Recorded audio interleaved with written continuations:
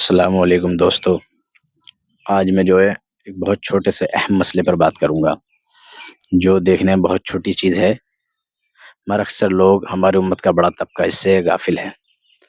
جیسا کہ ہم سب جانتے ہیں کہ 5 وقت کی نماز مسلمانوں پر فرض کی گئی ہے اللہ کی طرف سے۔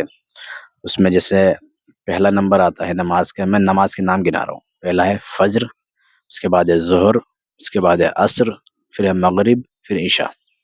تو فجر میں وہ 4 رکعت ہیں، ظہر میں 12 رکعت ہیں، مغرب میں عصر میں 8 رکعت ہیں، مغرب میں 7 رکعت ہیں، عشاء میں 17 رکعت ہیں۔ تو میں فجر کی آپ کو بتاتا ہوں۔ فجر کی جو 4 رکعت ہیں، وہ 2 رکعت جو پہلے سنت ہیں، وہ سنت موقدہ ہیں۔ سنت موقدہ کہتے ہیں جس کو نبی علیہ الصلوۃ والسلام نے کبھی چھوڑا نہیں، اسے کہتے ہیں سنت موقدہ۔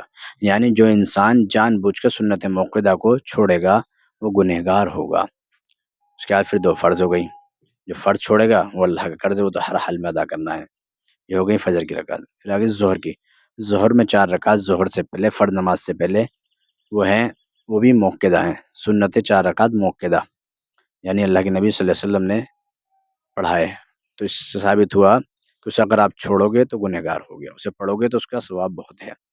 اس کے بعد ظہر کی فرض 4 رکعت ہم نے پڑھ لی، پھر اس کے بعد 2 سنتیں موقدہ ہیں، اس کے بعد 2 رکعت نفل ہیں۔ نفل وہ اپنے لیے ہیں کہ انسان آخرت میں جب ہماری فرائض کم ہوں گی تو اللہ سنتوں کو ڈھونڈیں گے، سنتیں کم ہوں گی تو نوافل کے ذریعے سے اس کی نیکی کو پوری کریں گے۔ جو ہم پہ نوافل ہوں گی نہیں تو کہاں سے پوری ہوں گی۔ پھر آ جاؤ عصر میں۔ عصر میں کیا ہے؟ عصر میں جو 8 رکعت ہیں وہ 4 رکعت سنت غیر موقدہ ہیں۔ جو غیر موقدہ ہیں اسے پڑھو گے ثواب ہے، نہیں پڑھو گے تو گناہ نہیں ہے، مگر اکثر اگر آپ پہ ٹائم ہے تو انشاءاللہ پڑھنے کی کوشش کریں۔ اور اگر آپ کی نماز کھڑی ہو گئی ہے اور عصر کی جماعت، تو غیر موقدہ نماز کو چھوڑ دیں، پھر فرض نماز پڑھیں۔ اور مغرب کی نماز 7 رکعت، جس میں 3 فرض ہیں اور 2 رکعت سنت موقدہ ہیں اور 2 رکعت نفل ہیں۔